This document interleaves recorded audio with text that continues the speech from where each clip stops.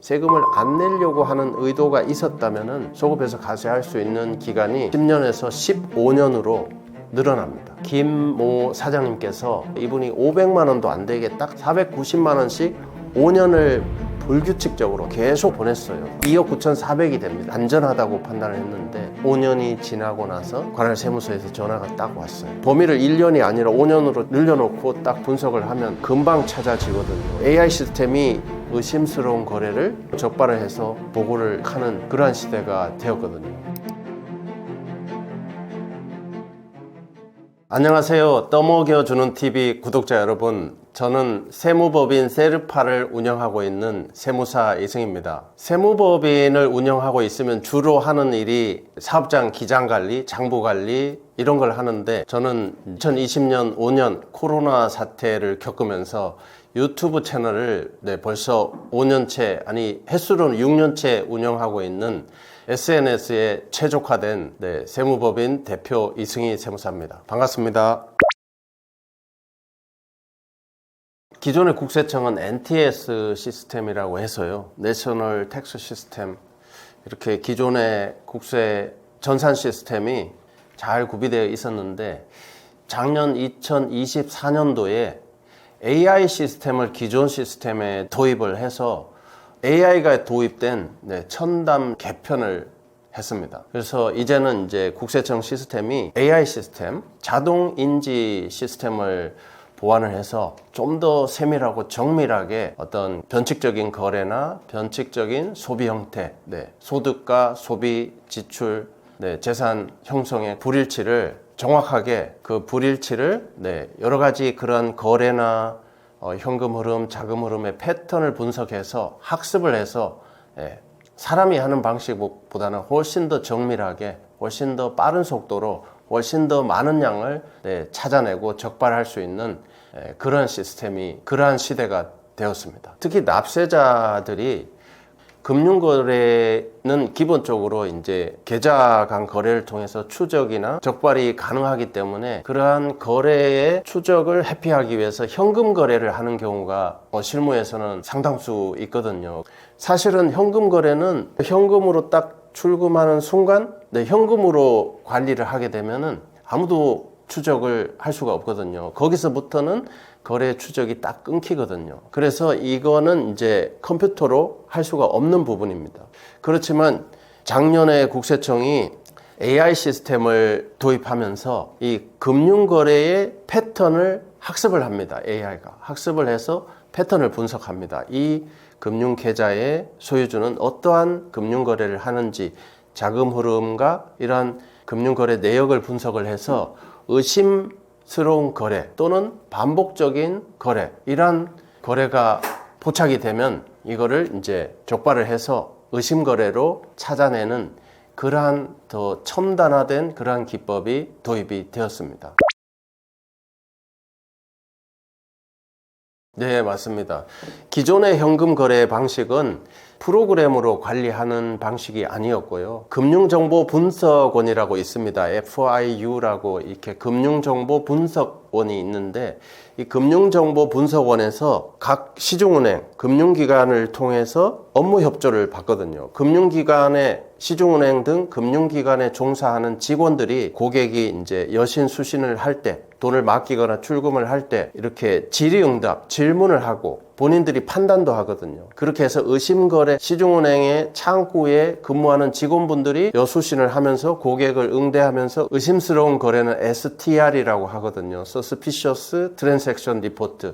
그래서 의심스러운 거래가 있으면 금액에 상관없이 FIU 금융정보분석원에 통보를 하게 되어 있습니다. 통보를 하지 않으면 금융기관들이 징계를 받거나 담당 직원이 문책을 받을 수 있거든요. 그렇게 법규가 제정되어 있습니다. 그리고 기본적으로 이제 이렇게 의심 거래는 사람이 분석을 해서 징후를 발견해서 FIU 금융정보분석원에 보고를 하게 되는데, 그 외에도 모든 그러한 여수신 거래를 다 이렇게 사람이 적발하기는 어렵기 때문에 나름대로 가이드라인도 정해놨습니다. 과거에 이제 CTR이라고 해서 캐시 트랜잭션 리포트거든요. 이거는 기준이 과거에 5천만 원에서 지속적으로 금융 시스템이 발전하면서 1,000만 원까지 내려왔어요. 과거에는 5천만 원 이상 거래만 고액 거래로 봐서 보고를 했었는데 이제는 2천만 원, 1,000만 원까지 내려와서 1,000만 원 이상을 고액 거래로 봐서 FIU에 보고를 하게 되어 있습니다. 기본적으로 뭐 의심 거래 이런 판단 없이 1,000만 원을 고액 현금 거래로 봐서 1,000만 원이 넘는 현금을 찾아가거나 입금을 하면 고액 현금 거래를 했다고 봐서 FIU에 고액 현금 거래 보고를 하게 되는 그러한 기본적인 규정이 있었습니다. 이렇게 기준으로 금액 기준으로 고액 현금 거래를 보고하는 기본적인 양적인 기준이 있었고 시중은행의 창구 직원이 의심 거래를 판단해서 여수신을 하면서 고객에게 질문을 해서 또는 본인 스스로 판단을 해서 의심스러운 거래라고 판단이 되면은 기준 금액 1,000만 원하고 상관없이 바로 FIU 금융정보분석원에 보고를 하는 그러한 두 가지 제도, 양적인 제도, 질적인 제도 두 가지 제도가 있었습니다. 그런데 이 시스템에 이제 AI가 도입이 돼서 국세청이 AI 시스템을 통해서 이러한 그 고액 현금 거래는 자동으로 걸러내고 의심스러운 거래는 AI가 패턴을 학습을 합니다. 반복적으로 출금을 했는지 동일한 금액이 지속적으로 뭐 입출금이 이루어지고 있는지 이렇게 컴퓨터 AI 시스템으로 자동적으로 금융기관의 직원, 창구 직원의 도움 없이 업무 협조 없이도 국세청이 스스로 이제는 찾아낼 수 있는 그러한 시스템을 마련했다. 이렇게 시스템을 국세청이 마련했기 때문에 이제는 국세청이 AI 시스템을 통해서 스스로 세무조사 대상자, 조세 회피 혐의자, 변칙적인 거래 혐의자를 찾아낼 수 있는 시대가 되었다. 이런 의미가 되겠습니다. 과거에는 이제 그 은행 창구 직원한테 금융기관들한테 1,000만 원이 고액입니다. 1,000만 원이 넘어가는 현금 거래를 하시는 분들은 다 보고해 주세요. 이렇게 돼 있었거든요.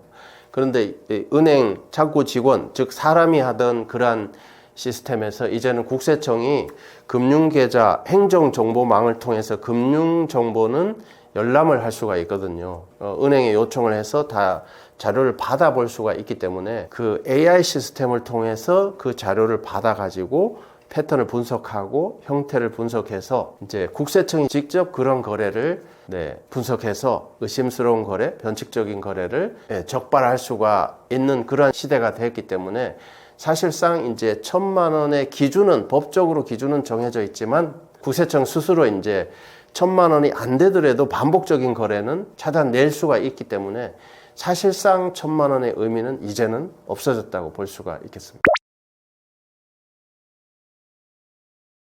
원칙적으로 소급해서 세무조사를 하는 거는 일반적으로 정기조사는 한 3년 정도 보거든요. 보통의 국세는 최대 5년까지 소급해서 자료를 보고 세금을 추징할 과세할 수가 있습니다.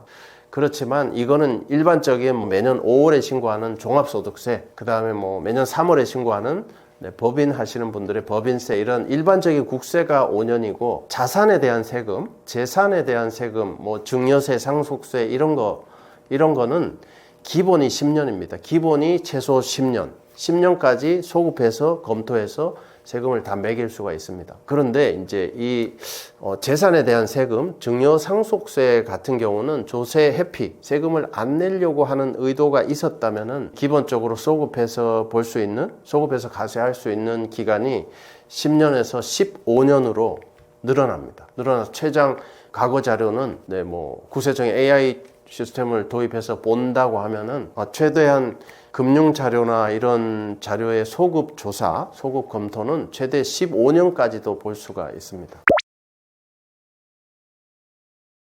예를 들어서 예전에 제가 경험한 사례인데 김모 사장님께서 이 CTR 고액 현금 거래 1,000만 원 이런 내용을 잘 알고 계셔가지고 딱 490만 원씩 500만 원도 기준이 고액 현금 기준이 1,000만 원이잖아요.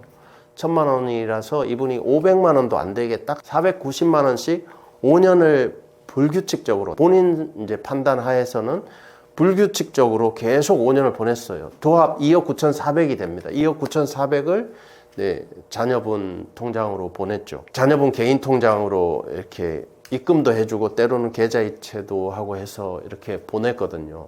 한 방에 2억 9,400을 내버리면은 뭐 20% 하면은 뭐 6천만 원에 한 4,500, 5천을 바로 내야 됩니다. 그래서 이렇게 세금을 좀 절세하려고 500도 안 되는 490만 원씩 쪼개서 5년 동안 2억 9,400을 보냈습니다. 근데 본인은 고액 현금 1,000만 원 이하로 현금을 출금하고 계좌이체로 하고 이렇게 해서 보냈으니까 안전하다고 판단을 했는데 5년이 지나고 나서 관할 세무서에서 전화가 딱 왔어요. 사장님, 계좌 조회를 보니까 과거 5년 동안 이 490만 원씩 여러 차례 거의 3억에 가까운 자금 이체가 있었는데 이 부분을 소명을 해주세요 하고 공문을 받았어요. 소명을 못하면 당연히 과세가 되니까 저한테 전화가 왔는데 소명이 힘들죠. 490만 원씩 자녀 통장에 현금이 팍팍 입금이 돼 있는데 출처를 현금으로 입금했지만 출처를 밝혀야 되잖아요. 자녀 입장에서 이 돈이 어디서 온 돈이냐. 자기 월급은 뭐 300만 원 이 정도밖에 안 되는데 어떻게 입증을 해요? 못하죠. 그리고 본인 월급 받는 거는 뭐 청약저축하고 예금하고 본인 카드 쓰고 생활하고 본인 월급에 대한 출처는 딱 정해져 있거든요. 이 490만 원씩 꽂힌 이 금액은 소명이 안 되는 거죠. 그래서 소명을 결국은 엉성하게 했지만 받아들여지지 않아서 결국은 이분이 과태료까지 다 포함해서 거의 6천만 원이 넘는 6,200에 가까운 그런 세금을 추징했던 사례가 있었습니다. 이거는 이제 사람이 적발해서 이렇게 5년 지난 다음에 발견된 그런 사례인데 이제는 국세청이 은행의 업무 협조 없이도 AI 국세 적발 시스템으로 스스로 찾아버릴 수가 있기 때문에 이러한 그 자금의 그 반복적인 현금 입금이나 계좌 이체 이런 패턴을 이제는 AI 시스템이 계좌를 분석을 해서 이거 범위를 1년이 아니라 5년으로 쫙 늘려놓고 딱 분석을 하면 금방 찾아지거든요. 이러한 그 AI 시스템이 여러 가지 그런 거래 내역을 거래 데이터를 흡수를 해서 학습을 통해서 의심스러운 거래를 AI 시스템 스스로 적발을 해서 보고를 리포팅을 딱 하는 그러한 시대가 되었거든요. 그래서 이제는 이제 뭐 AI 시스템이 사람보다는 훨씬 더 많은 양을 훨씬 더 뛰어난 그러한 능력을 가지고 변칙적인 현금의 입출금 거래를 찾아낸다는 그러한 의미가 되겠습니다. AI 시스템이 사람보다 뛰어난 이유는 그 학습 능력이거든요. 학습 능력이 무한대입니다. 이 AI 시스템은 능력 한계치가 무한대이기 때문에 자료가 아무리 많은 방대한 자료가 들어와도 다 소화할 수 있고 특히 더 무서운 것은 학습 능력이 지속적으로 계속해서 발전을 합니다. 이런 사례가 있었습니다. 이번 사례는 이제 유튜브를 하시는 분인데 박모 젊은 그 대표님께서 유튜브를 하는데 유튜브는 기본적으로 이렇게 많은 분들이 시청을 해서 조회가 늘어나서 이 조회로 인한 그 달러 수입도 있지만 그 외에 부수적인 수입도 많습니다. 유튜브에 이제 협찬이라는 게 있거든요. 이런 협찬이나 이런 부수적인 수입을 많이 올리셨는데 이분이 수백만 원, 막 500만 원, 600만 원 이렇게 올렸는데 이거를 부수입은 이제 본인들이 신고를 하지 않으면은 잘 드러나지 않는 그러한 부분이 있으니까 이분이 그 본인의 모친 계좌로 협찬이나 부수입을 받으면서 관할 세무서에 신고를 하지 않았어요. 그냥 본인 통장으로 받는 딱 정해진 유튜브 조회 수입만 뭐 300, 400 정도 신고를 해서 본인의 수입으로 신고하고 그걸 본인이 이제 카드도 만들고 해서 사용을 하고 이 부수입, 뭐 협찬, 부수입 이렇게 발생하는 수입은 어머니 통장으로 받으면서 근데 어머니는 이제 사업 활동을 하지 않고 있었는데 어머니 통장을 받아서 어머님이 쓰게 한 거예요. 이렇게 하면은 무슨 문제가 생기냐 하면은 국세청에 이 PCI 시스템이라고 있어요. PCI 시스템. PCI 시스템은 P는 property 재산 취득을 뜻합니다. 그리고 C는 consumption 해서 소비를 뜻해요. 이렇게 재산을 취득하고 소비하고 뭐 카드 쓰고 뭐 현금 사용하고 이렇게 사용하는 그런 금액을 국세청이 P와 C 재산 취득과 뭐 카드 사용 등 소비 지출 이렇게 분석을 해서 얼마를 썼는지를 분석하는 그러한 측면이 하나가 있고, 그 I는 국세청에 봤을 때는 I는 인컴입니다. 인컴. 납세자의 소득이죠. 벌어들이는 수입을 뜻합니다. 이 수입하고 인컴, 인풋인 I하고 아웃풋인 재산 취득, 출금이잖아요. 재산 얼마에 취득하면 돈을 줘야 되잖아요. 이 출금하고 카드 등 소비도 이렇게 돈을 쓰는 거니까 출금이거든요. 이렇게 사용한 금액, P와 C 사용한 금액을 합산한 금액하고 이 납세자의 소득하고 비교해서 소득은 뭐 5천만 원인데 사용은 P와 C를 합쳤을 때 뭐 8천만 원이다. 그러면 3천을 더 썼잖아요. 그럼 소득 대비 3천을 더 썼어요. 이렇게 될 때는 불일치가 발생하거든요. 이렇게 불일치가 발생하는 것은 이제 문제가 있다. 뭐 3천만 원 정도는 세금을 신고하지 않았다. 이렇게 판단을 해서 바로 세무조사, 세무검증으로 넘어갈 수가 있거든요. 이 박모 씨의 사례도 본인의 수입은 뭐 400만 원 정도 돼서 연 4,800 정도 돼요. 그래서 그거는 본인이 신고하고 본인 카드 쓰고 적금하고 소명이 충분히 됐어요. 문제는 어머니였어요. 어머니 소득이 없는데 아들이 한 달에 500만 원씩 꽂아주니까 그럼 막 카드를 만들어서 마음껏 썼죠. 그리고 국세청이 AI 시스템을 도입해서 딱 분석을 해보니까 어머니 소득은 빵인데 지출이 엄청나게 많잖아요. 가구도 사고 막 어머니 뭐 그 단전업도 다니고 막 썼던 거죠. 그래서 국세청이 어머니 쪽을 AI PCI 시스템에서 분석을 해서 소득과 재산 취득 소비 지출이 맞지 않는다 해서 세무 검증 대상자로 바로 리포팅을 했던 그런 사례가 있었어요. 그리고 어머니는 소득이 없으니까 소명이 안 되잖아요. 바로 이제 세무 검증 과정에서 아들이 번 소득을 쓴 걸로 해서 이제 어머니가 무료로 공짜로 받아서 쓴 거니까 어머니는 증여세가 바로 추징됐던 그런 사례가 있었습니다. 여기서 어머니 증여 추징으로 끝나지 않고 아들이 부수입으로 500만 원을 벌었잖아요. 매달 500만 원을 벌었는데 신고를 안 했잖아요. 그렇게 되면은 아들은 소득세 신고를 또 과소 신고한 거라서 아들은 또 소득세 신고까지 추징이 되었던 그런 AI 시스템의 그런 추징 사례가 있었습니다. 이렇듯 그 사람이 분석하는 게 아니라 AI 시스템이 기본적으로 세무 검증을 해야 될 대상자를 상당 부분, 특히 작년 8월, 9월 이후부터는 작년 3월부터는 기업 법인 형태로 사업을 하시는 분들이 이제 주로 AI 세무 검증의 대상자가 되었었는데 작년 8월, 9월부터는 개인들, 개인 자산가들, 뭐 개인 사업하시는 분들, 개인들조차 AI 시스템으로 세무 검증 대상자를 적발해내는, 찾아내는 그러한 시스템을 국세청에서 보완을 했습니다. 그래서 작년 3월부터는 법인 형태로 사업하시는 기업가분들, 그리고 작년 8월, 9월, 특히 9월부터는 개인 사업하시는 분들, 개인 자산가분들, 이런 분들까지도 이제는 AI 시스템으로 세무 검증을 해야 될 대상자를 찾아내버리는 그러한 시대가 되고 말았습니다. 현 정부의 상속세 방향은 이제 정권이 6월 3일 21대 대선을 통해서 바뀌었잖아요. 이 사실 상속세 개편 방향은 2017년도 문재인 정부 때부터 계속해서 개편의 목소리가 나오고 있었습니다. 2017년 문재인 정부와 지금 21대 민주당 정부가 결을 같이 하고 있기 때문에 지금 새로 출범하는 정부의 상속세 개편 방향은 아마도 민주당의 그런 기조를 그대로 끌고 오면서 일부 변화를 가미해서 개편의 드라이브를 않을까 이렇게 생각하고 있습니다. 상속세는 기본적으로 돌아가신 분의 모든 재산, 유산이라고 하잖아요. 유산을 다 총계를 내서 총 얼마에 대해서 한 번의 세금을 딱 매기는 그런 구조, 유산세 방식이었는데 지난 2017년 문재인 정부 때부터 이 유산세 방식, 총액 과세 방식을 상속재산을 받은 만큼 각자 세금을 내는 취득세 방식으로 개편을 진행하고 있습니다. 취득세 방식이니까 돌아가신 분의 재산이 가령 뭐 30억 있었다. 그런데 배우자가 있고 자녀 1, 2가 있다.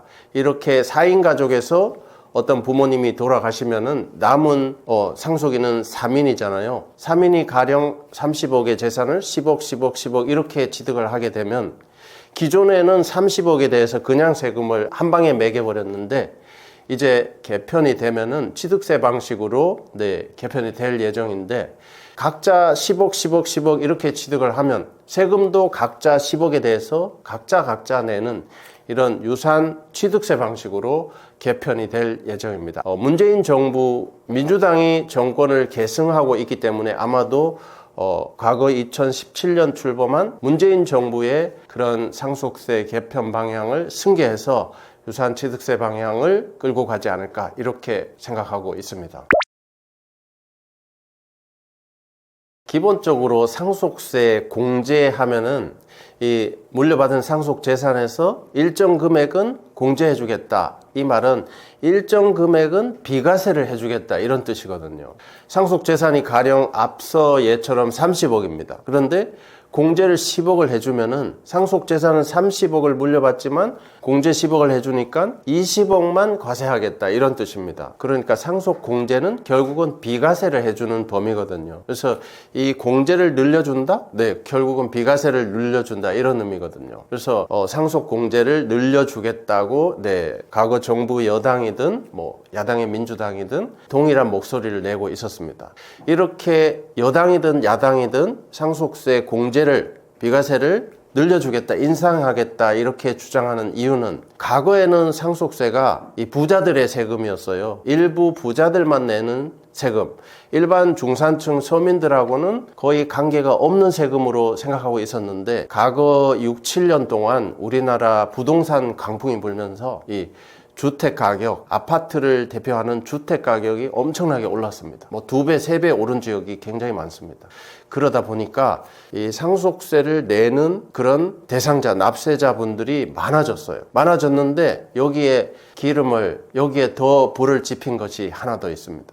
이 상속세는 기본적으로 이 재산을 물려받으면서 결국 공짜로 이렇게 부모님한테 물려받으면서 세금을 내는 건데, 이 무상으로 공짜로 물려받다 보니까 이 가격을 매기지를 못하잖아요. 얼마짜리를 받았는지 알 수가 없잖아요. 그래서 이거를 얼마짜리다, 값어치를 매겨야 되고 평가를 해야 되거든요. 과거에는 23년도까지는 이 상속재산의 값어치를 매기는, 근데 세법으로는 이제 평가라고 하는데, 평가하는 방법이 기준시가였어요. 말 그대로 기준이 되는 정부가 정해놓은 가격으로 매길 수 있었어요. 기준시가는 기본적인 시세 대비 60%도 안 됩니다. 50%, 60%밖에 안 돼요. 가령 30억의 재산, 시세 30억, 값어치 30억의 재산을 물려받더라도 세금은 15억으로, 18억으로 이렇게 작게 과세 표준을 정해서 매길 수 있었는데, 이 평가하는 방법을 국세청이 훈령을 통해서 바꿔버렸어요. 작년 24년도 8월, 9월경에 이 국세청 고시 훈령이라고, 국세청 훈령이라고 하거든요. 훈령은 결국은 법은 아니고 국세청이 내부적으로 세무공무원들이 일하는 그런 규칙이거든요. 내부 규칙이, 내부 업무 처리 지침이거든요. 이거를 바꿔버렸어요. 이거는 일종의 행정명령인데 법적인 구속력은 있습니다. 과거의 기준시가로 50%, 60% 선으로 세금을 낼 수 있었는데, 이거를 감정평가로 거의 시세의 90%에 육박하는 감정평가 방식으로 평가 방법, 값어치를 매기는 방법을 바꿔버렸어요. 작년 24년도에. 그러니까 이 상속세가 부동산 가격, 우상향하는 부동산 가격 따라서 상속세가 이렇게 지속적으로 우상향으로 올라가다가 이 점프하는 구간이 생겨버렸어요. 가표 방식이 기존에 60% 선으로 50%, 60% 선으로 쭉 올라가다가 평가 방법이 갑자기 90%에 육박하는 간평으로 바뀌니까 우상향하다가 한번 점프를 해서 다시 우상향하는 거예요. 그러다 보니까 상속세 이 증가 속도 체감하기에는 엄청나게 빨라지는 거죠. 이렇게 올라가다가 점프해서 또 올라가니까. 그래서 상속세 증가 속도가 엄청나게 빨라졌고, 이 상속세를 내야 되는 그 과세 대상자, 납세자의 범위가 엄청나게 넓어졌습니다. 특히 작년 2024년 주택에 대한 감정평가 과세 방식이 나오면서 엄청나게 많은 분들이 상속세 납세 대상자가 되고 있습니다. 일단 앞서 말씀드렸듯이 상속세 공제는 우리나라 지금 현행 공제는 기본적으로 10억까지 비과세를 해주고 있습니다. 자녀 공제 5억하고 배우자 공제, 미망인 공제 5억하고 해서 합산해서 최소 10억까지는 비과세를 해주고 있거든요. 그래서 상속재산을 30억을 물려받았다. 그럼 10억을 비과세 딱 해주고 20억으로 세금 낼 수가 있거든요. 그런데 이제 이 상속재산 평가가 앞서 말씀드렸듯이 부동산 가격이 지속적으로 우상향했고 거기다 평가 방법이 기준시가에서 간평 방식으로 바뀌면서 점프까지 한번 했고 이렇게 하다 보니까 과세 표준이 세금을 매겨야 되는 기준이 엄청나게 올라갔거든요. 그래서 많은 서민들이 이제 상속세를 내게 되는 그런 시대가 되어버린 거예요. 그래서 이 사실을, 이 시장의 변화를 정부, 여당, 야당 모두 공히 알고 있기 때문에 이 서민들의 상속세 부담을 완화하기 위해서 즉각적으로 완화하기 위해서 공제를 바로 올려주겠다 이렇게 동일하게 목소리를 내고 있는 거죠. 기존에 그 현 정부 민주당 같은 경우는 공제를 과거에는 10억 공제였잖아요. 자녀 공제 5억, 배우자 공제 5억 합산해서 10억을 비과세 해주고 있었는데 이거를 자녀 공제 5억은 8억, 배우자 공제 5억은 10억 이렇게 해서 8억, 10억 해서 18억까지 공제를 늘려주겠다 이렇게 발표를 했어요. 이렇게 되면 기본적으로 18억까지 비과세를 해주고 이거 외에도 자녀 공제 8억, 배우자 공제 10억 외에도 사실은 주택, 예금, 보험 이런 금융재산, 금융재산 최대 2억까지 되는 게 또 있어요. 그러니까 토탈 해보면 공제가 최대 20억까지도 비과세를 받을 수가 있거든요. 그래서 이 정도로 해버리면은 뭐 20억의 재산을 물려받는 사람은 공제 20억이니까 제로가 되니까 세금이 없는 거죠. 30억을 물려받은 사람은 공제 최대 20억까지 빼버리면은 10억만 세금을 내도 되거든요. 그런데 즉각적으로 나는 즉각적으로 절세를 해버리겠다 그러면은 배우자 공제가 최소가 5억인데 이 최소 5억을 현 정부 6월 대선을 치른 21대 현 정부는 이 배우자 공제를 10억으로 올려주겠다 그랬단 말이에요. 최소 10억으로. 근데 사실 최대 공제는 배우자 공제 최대액은 무려 30억이나 됩니다. 그래서 배우자가 재산을 많이 물려받아 버리면은 자녀들보다 훨씬 더 많이 물려받아 버리면은 최대 30억까지도 공제가 될 수 있습니다. 그렇게 되니까 이렇게 공제 하나 가지고도 상속세를 즉각적으로 줄일 수 있는 그러한 방법이 생기는 거죠. 현 정부의 그런 공제 인상 방식은 즉각적인 상속세 공제 비과세를 통한 즉각적인 상속세 절세를 할 수 있는 그러한 방법이라고 볼 수가 있겠습니다. 이렇게 상속세 공제를 즉각적으로 절세를 해버리는 것은 당장은 굉장히 좋아요. 상속세 신고 기간이 상속이 일어나면은 그날이 속하는 달의 말일로부터 6개월 안에 신고를 끝내야 되거든요. 이 6개월이라는 신고 기간은 사실 길어 보이는데 막상 상속을 당하신 분들, 상을 당하신 분들은 경황이 없어요. 그 부모님을 잃은 슬픔을 6개월 안에 다 마음의 정서적으로 정리를 하기 힘들어요. 굉장히 힘들어 하십니다. 그런데 서류 정리까지, 행정적인 정리까지, 세금 정리까지 다 6개월 안에 끝낸다 불가능에 가깝습니다. 그렇기 때문에 이 즉각적으로 세금 공제를 이렇게 세무사가 해드려도 단점이 있습니다. 이거는 이제 부모님이 두 분이 계실 때, 한 분 배우자, 나머지 한 분이 배우자에게 재산을 많이 물려줘서 배우자 공제를 최소 10억에서 최대 30억까지 이렇게 해서 세금은 즉각적으로 줄일 수 있을지 몰라도 나중에 이렇게 배우자 공제를 많이 받은 나머지 미망인 부모님이 돌아가실 때는 배우자가 존재하지 않잖아요. 그때는 배우자 공제 자체를 받을 수가 없게 돼요. 그때는 상속 공제를 최소로 자녀 공제 딸랑 5억밖에 받을 수가 없어요. 가령 30억이 재산이 있는데 배우자 공제를 최대 활용해서 20억을 상속을 받았어요. 그럼 10억에 대해서 세금 내고 끝나거든요. 근데 문제는 20억을 상속받은 남은 배우자, 미망인이 돌아가실 때는 배우자 공제가 제로입니다. 없습니다. 그때는 그냥 자녀 공제 5억만 받고 인상돼도 8억만 받고 나머지는 세금을 내야 되는 거죠. 이렇게 되면 상속세를 처음에 한 번 조금 내고 두 번째 왕창 내고 두 번 내는 결과가 되는 거예요. 이러한 숨겨진 치명적인 단점이 있습니다. 이 공제를 인상해서 즉각적으로 빠른 시간 내에 문제를 해결하는 세금을 절세하는 방법에는 세금을 두 번 내야 된다는 그러한 치명적인 단점이 있습니다.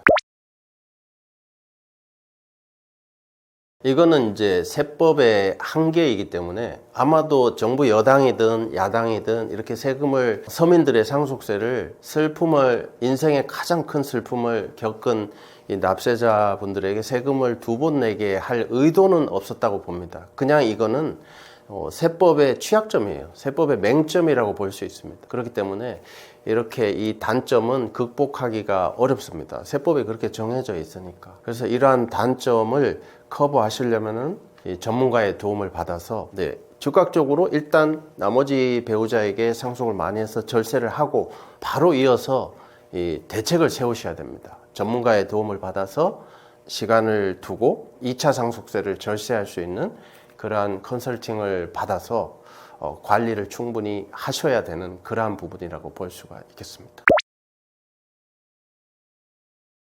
구독자 여러분, 세금은 국민의 필수 4대 의무 중에 한 가지입니다. 그렇기 때문에 세금 납세는 당연한 전 국민의 의무입니다. 그렇지만 절세나 세금을 줄이는 세테크는 국민의 당연한 권리입니다. 그렇기 때문에 세금 경영을 하고 절세 연구를 넘어서 세테크를 넘어서 세금 관리를 연구하는 저희 싹풀 절세연구소를 언제든지 찾아주시면 감사하겠습니다. 저희 상담실은 상담실장님이 항시 핸드폰으로 응대를 해드리고 있습니다. 언제든지 저희 상담실, 언제든지 저희 세무법인 세르파의 시스템이나 싹풀 절세연구소의 절세나 세테크에 관심이 있으신 분들은 언제든지 하단에 나가는 저희 상담실 010-9070-9538로 언제든지 문자나 전화 주시기 바라겠습니다. 세금은 제가 20년 넘게 세금 업무를 해보니까 세금은 아예 모르는 사람은 비교적 안전합니다. 왜냐하면 세금 전문가를 찾아오시기 때문에. 그런데 요즘처럼 유튜브가 이제 많이 활성화되고 대중화되다 보니까 일반 납세자분들도 공부를 굉장히 많이 합니다. 거의 막 80점, 90점까지 이렇게 공부를 하시는 분들이 굉장히 많아졌어요. 그런데 이렇게 막 공부를 많이 하신 분들이 오히려 굉장히 리스크가 크더라고요. 실수들을 많이 하십니다. 왜냐하면은 이렇게 유튜브나 이런 공개된 곳에서 뭐 세무사님이든 또는 비전문가 이렇게 방송인이든 이런 분들이 엑기스를 다 찾아줘서 핵심적인 내용을 다 찾아내서 할 수가 없습니다. 실무적인 그런 내용이 많기 때문에. 그래서 본인들이 이제 공부를 충분히 했지만 사실은 엑기스는 빠져 있는 거예요. 그렇기 때문에 그 놓치는 3%, 5%가 전부라고 볼 수가 있거든요. 그래서 그 실수를 하시고 세금 폭탄을 맞으신 분들을 보면은 공부를 너무 많이 해서 그래요. 유튜브 보고 본인들이 공부를 너무 많이 하니까 어설프게 자신감이 생겨버린 겁니다. 그래서 본인들이 어느 정도 뭐 홈택스를 통해서 또는 세무사들을 뭐 2-3명 찾아가 보니까 비슷비슷해. 그래서 요금 싼 세무사 찾아가서 해버리니까 커버를 할 수가 없는 거예요. 그래서 거기 2%, 3%에서 빵꾸가 나서 나중에는 엄청난 세금 폭탄. 나중에 뭐 3년, 5년 뒤에 터지면은 과태료 때문에 엄청납니다. 최장 9년 만에 터지는 것도 봤어요. 상속세 신고하면서. 그럼 증여세 폭탄, 상속세 추가납부, 이중고가 되는 거죠. 그렇기 때문에 이 실수를 하시고 리스크를 세금이라는 지뢰를 밟으시는 분들은 대부분 많이 아시는 분들이 해당이 됐습니다. 그렇기 때문에 이 세금 문제에 대해서는 최종 판단을 내리실 때는 반드시 실무에 오랫동안 경험을 가지고 해당 분야에 특화된 세무사를 반드시 찾아가셔라. 절세를 하는 세무사님들의 그 요금을 줄이기보다는 세금을 줄이는 게 더 크고 더 중요한 목적이기 때문에 전문성 있는 세무사님, 전문가를 꼭 찾아가시기를 당부드리겠습니다.